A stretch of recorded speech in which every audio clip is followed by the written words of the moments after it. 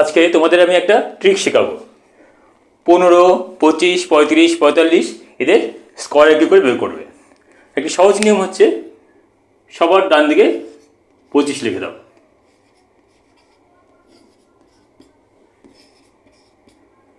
আচ্ছা, এবার দেখো এখানে কত আছে, 1 আছে। 1-এর পরের সংখ্যাটা কত, 2। তাহলে 2 আর 1কে গুণ করব। 2 1কে গুণ করলে কত হবে, 2। এখানে কত আছে, 2। 2-এর পরের সংখ্যাটা কি আছে, 3। 3 আর 2 গুণ করব, 3। এই পরের সংখ্যাটা কি আছে, 4। 4 আর 3 গুণ করব। এখানে কি আছে, 4। 4-এর পরের সংখ্যাটাকে 5। 5 আর 4 গুণ করব। ঠিক আছে, অর্থাৎ এটা কত হবে তোমরাই বলতে পারবে। 5-এর পরের সংখ্যা 6, 6 5 6 30। এইখানে 25। 6-এর পরের সংখ্যা 7, 6 7 42। এই পরে 7 8 আছে, এইটা কত 25। 9-এর পরের সংখ্যা 10, 9 × 10 90। ঠিক আছে, তোমার খুব সহজে কি করে 15, 25, 35, 45 এদের বর্গ নির্ণয় করা যায়। কিন্তু এটা তো হলো, কিন্তু আমি তো শুধু নিয়ম শিখেই ছাড়বো না, কেন এটা হলো সেটাও তোমাদের বোঝাবো। আচ্ছা, কোনো একটি সংখ্যা ধরো সে 15। আমরা ছোটোবেলায় শিখেছিলাম প্লেস ভ্যালু আর ফেস ভ্যালু। এইটা প্লেস ভ্যালু, এখানে 1-এর প্লেস ভ্যালু কত, 1 × 10 আর 5, 5-এর প্লেস ভ্যালু 5, 25। 25কে আমরা লিখতে পারি কীভাবে, 2 × 10 + 5। অর্থাৎ ইন জেনারেল এই সংখ্যাটাকে যদি আমরা এক্স ধরে নিই, তাহলে ইন জেনারেল সংখ্যাটা দাঁড়াচ্ছে 10 × x + 5, তাই তো। এখানে এক্সের ভ্যালু 1 2 3 4 যা ইচ্ছা হতে পারে। এবার এটার আমরা বর্গ করি। এটার বর্গ মানে কত,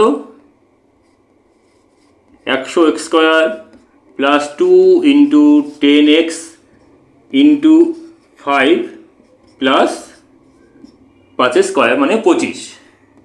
দ্যাট মিন্স 100² যোগ 5 × 2 10, 10 × 10 100, 100x + 25। এখান থেকে আমরা কি করলাম, 100x কমন নিলাম, তাহলে x + 1 + 25। এইবার একটু দেখো কি হচ্ছে। আমরা এই এক্সকেই এই যে 1 2 3 4 5 এই সংখ্যাগুলো, আর x + 1 তারপরের সংখ্যা কিছুক্ষণ আগে এই নিয়মটা শিখিয়েছিলাম। আর 100টা কী হচ্ছে, 100টা এই যে 2 ঘর শিফট করাচ্ছে, তাই না। অর্থাৎ দেখো নিয়মটা কী করে তৈরি হলো। ধরো এখানে 15 থাকতো, তাহলে এখানে 100 × 1, x এর মান কত, 1 + 1 + 25। দ্যাট মিন্স 1 + 1 2, 200, আর এইখানে 25 যোগ হয়ে যাচ্ছে, অর্থাৎ 225। বুঝে গেল। আচ্ছা, এবার যেখানে 5 নেই সেখানেও কি এই ফর্মুলাটা কাজে লাগবে? ব্যাড নিউজ হচ্ছে না, যেখানে 5 নেই, ডান পাশে 5 নেই, সেখানে কিন্তু এই ফর্মুলাটা কাজে লাগবে না। তবে একটা গুড নিউজও আছে, ওখানেও একটা শর্টকাট আছে, সেটা তোমাদের শেখাচ্ছি। সে 98², 98², এটা আমরা কি করে সহজে বের করতে পারবো। আমরা কি করব, 98-এর যে নিয়ারেস্ট যে রাউন্ড অফ আছে সেটাকে ধরবো। 98-এর নিয়ারেস্ট রাউন্ড অফ 100, তাহলে আমরা কী করবো, 98 + 2 100, 2 বাড়িয়েছিলাম, এবার 2 কমিয়ে দেবো। 98 - 2 = 96। এবার এই দুটোকে গুণ করব, 100 × 96 = 9600।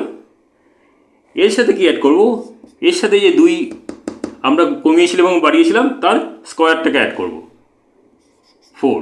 That means 9604। অর্থাৎ 98-এর স্কোয়ার হচ্ছে 9604। এবার এটা কি করে আসলো সেটা কি কেউ জানতে চাইছো? ঠিক আছে, যারা উৎসাহী তাদের জন্য বলে দিই যে এই ফর্মুলাটা কী করে কাজ করে। আমি এটা মুছে দিচ্ছি।